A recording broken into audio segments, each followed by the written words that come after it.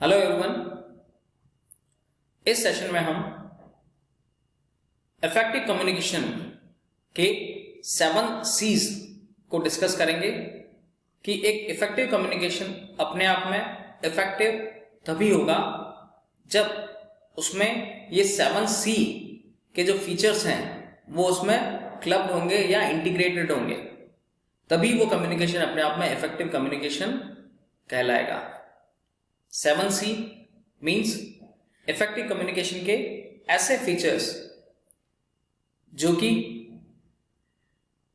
हर एक feature C character से start होता है, इसीलिए इसे 7 C's ऑफ इफेक्टिव कम्युनिकेशन कहा गया है।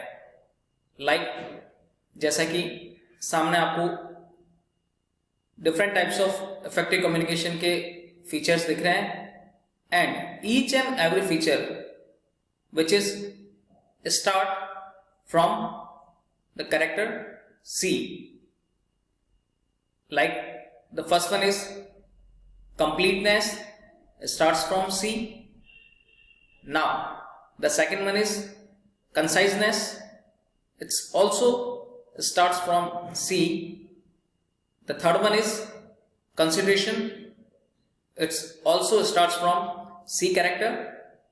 Now the next one is clarity, it also starts from C character. Now the next one is correctness, which is also starts from C character. And the next one is courtesy, it also starts from C character. And the last one is correctness, it also starts from C character. So it's all over different types of features which is mainly used to merge in effective communication. एक effective communication अपने आप में effective तभी कहलाएगा जब ये सारे के सारे फीचर्स, यानी कि ये सारे के सारे 7 C's वर्ड्स जो हैं वो उसमें होने चाहिए, इनके फीचर्स उसमें होने चाहिए या इनबिल्ड होने चाहिए। जैसा कि फर्स्ट है कंप्लीटनेस। लेटर ऑन इनको हम लोग प्रॉपर मैनर में बाद में सही ढंग से हर एक सी को डिस्कस करेंगे। अभी थोड़ा सा इंट्रोडक्शन ले लेते हैं इन सभी 7 C's का। The first one is completeness. जैसा कि इस वर्ड से हमें पता पड़ता है कि एक इफेक्टिव कम्युनिकेशन अपने आप में इफेक्टिव कम्युनिकेशन तभी कहलाएगा जब जो सेंडर मैसेज सेंड करना चाह रहा है रिसीवर को, वो मैसेज अपने आप पूरी तरीके से कंप्लीट होना चाहिए। उसमें सारे के सारे फैक्ट्स एंड फिगर्स होने चाहिए जो कि उस मैसेज को अपने आप में कंप्लीट फॉर्म में रिप्रेजेंट कर सके और रिसीवर उसे इजीली रिसीव कर सके। यानी कि जो मैसेज आप ट्रांसमिट करना चाह रहे हैं वो मैसेज अपने आप में पूरी तरह से कंप्लीट होना चाहिए। Now the next one is conciseness. Conciseness means कि जो भी मैसेज आप रिसीवर को सेंड कर रहे हैं वो मैसेज अपने आप में एकदम सिंपल होना चाहिए। सिंपल यानी साधारण भाषा में होना चाहिए, यानी कि अंडरस्टैंडेबिलिटी फॉर्मेट में होना चाहिए, जैसे कि रिसीवर इजीली उसे रिसीव कर सके और समझ सके। उसमें किसी भी प्रकार के कोई टेक्निकल टर्म्स, टेक्निकल वर्ड्स जो कि रिसीवर उन्हें नहीं समझ सके, ऐसा नहीं होना चाहिए।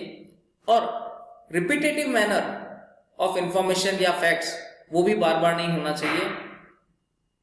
मीन्स मैसेज अपने आप में एकदम सिंपल होना चाहिए जो कि अपने आप को सिंप्लीफाई कर सके ताकि रिसीवर उसे इजीली अंडरस्टैंड कर सके। Next one is consideration.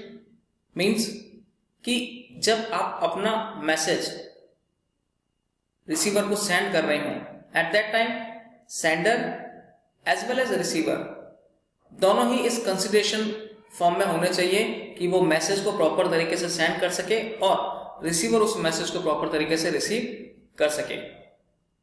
Next one is clarity, means जो मैसेज आप ट्रांसफॉर्म करना चाह रहे हैं वो मैसेज अपने आप में क्लियर होना चाहिए, क्लैरिटी फॉर्म में होना चाहिए, जिसे रिसीवर उसे इजीली समझ सके।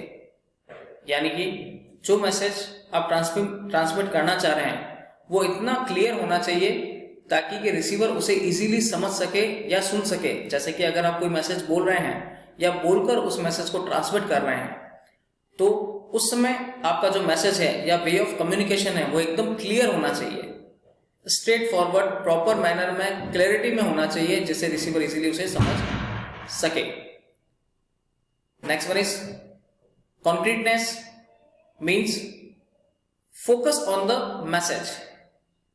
कॉन्क्रीटनेस मीन्स कि ऐसा मैसेज जिसे हम ट्रांसमिट करना चाह रहे हैं उसमें सारे फैक्ट्स और फिगर्स जो हैं वो क्लब होने चाहिए, और दूसरी तरीके से उसमें अगर उसको दूसरी भाषा में भी समझाना पड़े या दूसरे मैनर में भी समझाना पड़े तो उसमें भी हम उसको समझा सकें, बट पूरी तरह से फोकस्ड होना चाहिए वो मैसेज कि आप क्या बात कहना चाह रहे हैं। इसको इमेजेस के थ्रू या कैसे भी रिप्रेजेंट कर सकते हैं।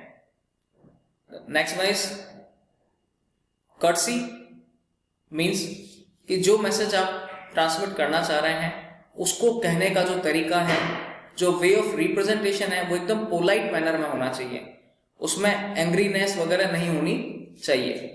रिसीवर उसे इजीली रिसीव कर सके, उसे समझ सके, और बहुत ही पोलाइट मैनर में होना चाहिए, अंडरस्टैंडेबिलिटी फॉर्मेट में होना चाहिए, जिसे रिसीवर या सेंडर उसे पोलाइट मैनर में सेंड करे, या आप ऐसे वर्ड्स यूज में नहीं लेना चाहिए जैसे कि रिसीवर एंग्री हो जाए या वो उसको नहीं समझ सके, उससे नाराज हो जाए, ऐसा नहीं होना चाहिए।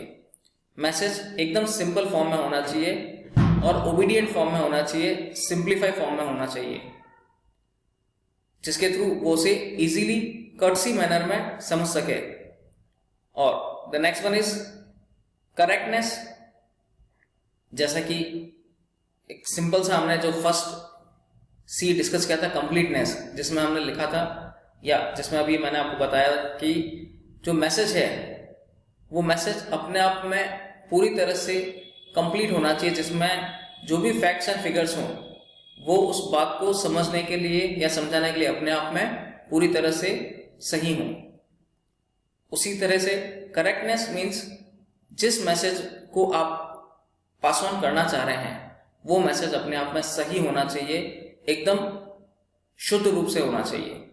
मीन्स उसमें वो सारे के सारे actual facts and figures inbuilt होने चाहिए, जिसके थ्रू वो मैसेज इजीली रिसीवर उसे समझ सके, या उससे रिलेवेंट अगर कुछ और भी बात उस मैसेज को समझाने के लिए अगर आपको उसमें क्लब करनी पड़े तो हम उसे भी कर इजीली उसे ट्रांसफॉर्म कर सकें, जिससे रिसीवर उस मैसेज को इजीली समझ सके। So it's all over about the different types of use of C's।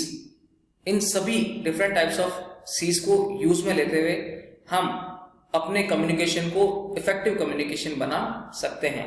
यानी कि इफेक्टिव कम्युनिकेशन अपने आप में इफेक्टिव तभी होगा जब उसमें ये सारे के सारे 7 C's क्लब होने चाहिए या इनबिल्ड होने चाहिए, या फिर अगर हम कहें इंटीग्रेटेड होने चाहिए, तभी एक कम्युनिकेशन अपने आप में इफेक्टिव कम्युनिकेशन कहलाएगा।